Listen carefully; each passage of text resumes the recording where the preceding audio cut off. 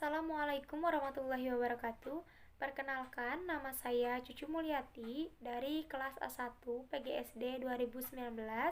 Di sini saya akan memaparkan materi mengenai manajemen berbasis sekolah. Materi yang pertama yaitu tentang konsep manajemen. Pengertian konsep manajemen adalah suatu proses perencanaan, pengorganisasian, pengarahan, dan pengawasan para anggota atau organisasi dan penggunaan sumber daya organisasi lainnya agar mencapai tujuan yang telah ditetapkan. Ada 4 fungsi utama dalam manajemen. Yang pertama, perencanaan atau planning. Yang kedua, ada pengorganisasian atau organizing. Yang ketiga, ada pengarahan atau directing. Dan yang keempat, ada pengawasan atau controlling. Nah, lalu yang pertama adanya penggunaan daya organisasi, baik sumber daya maupun faktor-faktor produksi lainnya. Yang kedua, adanya proses bertahap mulai dari perencanaan, pengorganisasian, pengimplementasian, hingga pengendalian dan pengawasan. Yang ketiga, seni dalam menyelesaikan pekerjaan. Lalu selanjutnya ada kegiatan dalam fungsi pengarahan implementasi.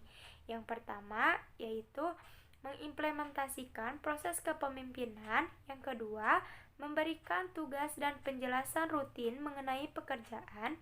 Yang ketiga, menjelaskan kebijakan yang telah ditetapkan. Selanjutnya yaitu ada fungsi pengarahan dan pengendalian.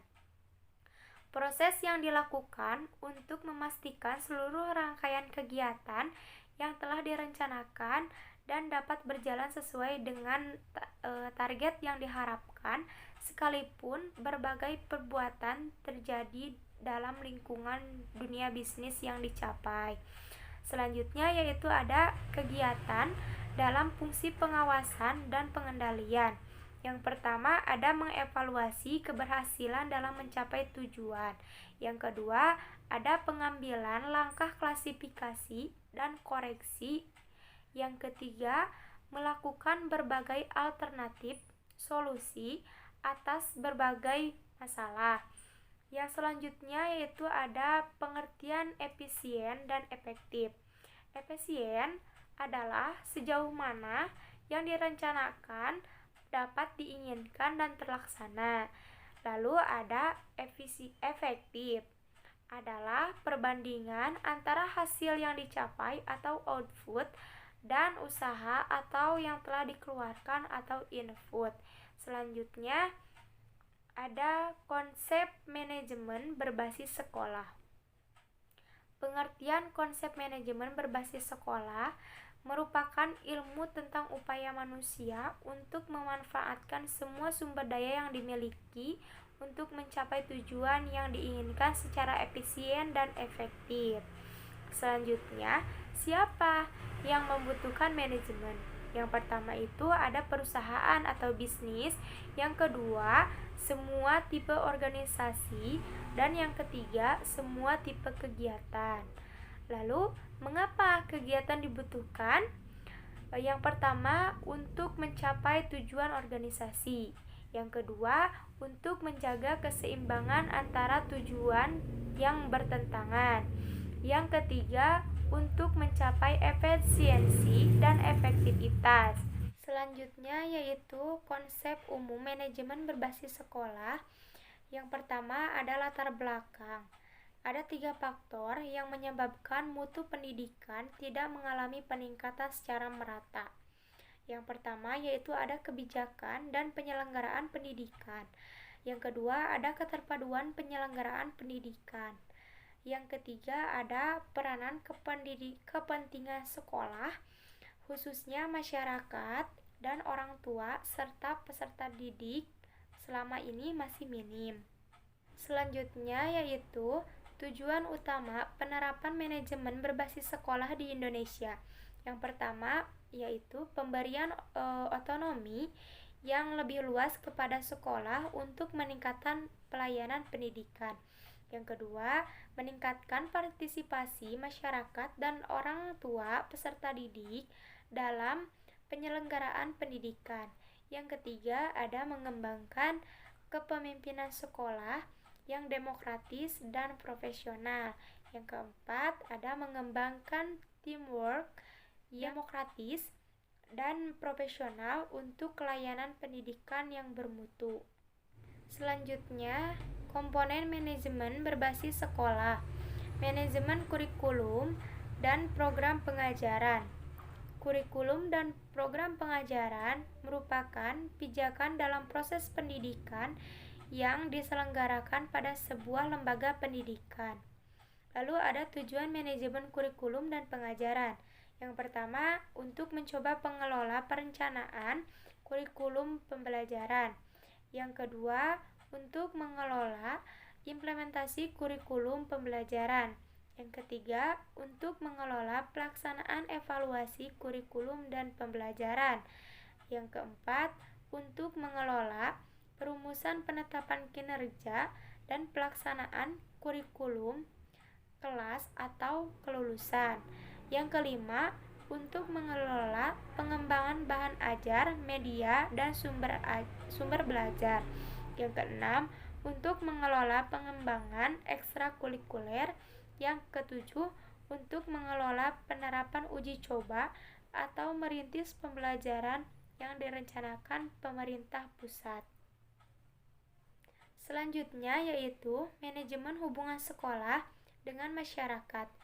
Hubungan antara sekolah dengan orang tua atau wali murid serta masyarakat pada hakikatnya merupakan suatu sarana sangat berperan dalam membina dan mengembangkan pertumbuhan pribadi murid di sekolah. Selanjutnya, kepemimpinan pendidikan. Pengertian kepemimpinan pendidikan merupakan kemampuan untuk mengarahkan pelaksanaan pendidikan sebagai tujuan pendidikan yang telah ditetapkan dapat tercapai secara efektif dan efisien. Lalu selanjutnya ada unsur-unsur kepemimpinan. Yang pertama, adanya yang memimpin. Yang kedua, ada yang dipimpin. Yang ketiga, ada kegiatan pencapaian tujuan. Yang keempat, ada tujuan dan target sasaran. Selanjutnya, ada konsep dasar kepemimpinan pendidikan. Yang pertama, ada fungsi pemimpin pendidikan. Yang kedua, ada syarat-syarat pemimpin pendidikan. Yang ketiga, tipe-tipe kepemimpinan pendidikan. Yang keempat, pendekatan teori munculnya pemimpin. Yang kelima, pendekatan kepemimpinan pendidikan. Lalu materi selanjutnya yaitu ada implementasi dan strategi manajemen berbasis sekolah. Yang pertama, ada karakteristik manajemen berbasis sekolah. Menurut Levasis, yaitu kekuasaan dan tanggung jawab dalam mengambil keputusan domain manajemen peningkatan mutu pendidikan. Selanjutnya ada implementasi manajemen berbasis sekolah.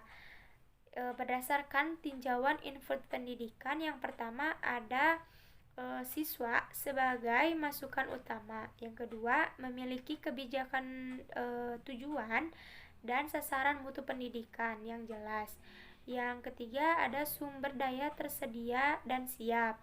Yang keempat, ada staf dan kompeten dan dedikasi tinggi. Yang kelima, memiliki harapan prestasi yang tinggi. Lalu selanjutnya ada implementasi manajemen berbasis sekolah berdasarkan tinjauan proses pendidikan. Yang pertama, ada proses belajar mengajar yang efektif. Yang kedua, ada kepemimpinan sekolah yang kuat. Yang ketiga, lingkungan sekolah yang aman dan tertib. Yang keempat, sekolah memiliki bidang mutu pendidikan. Yang kelima, sekolah memiliki keterbukaan atau transparansi manajemen. Lalu selanjutnya ada implementasi manajemen berbasis sekolah berdasarkan tinjauan output pendidikan. yaitu prestasi siswa yang tinggi, prestasi sekolah atau akademik dan non-akademik. Selanjutnya, ada tujuan umum manajemen berbasis sekolah.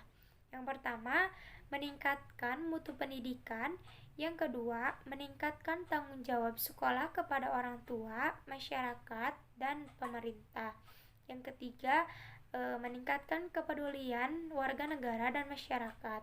Yang keempat, meningkatkan kompetisi yang sehat antar sekolah.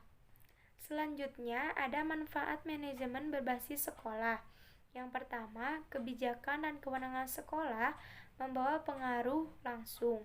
Yang kedua, pembudayaan sumber daya lokal.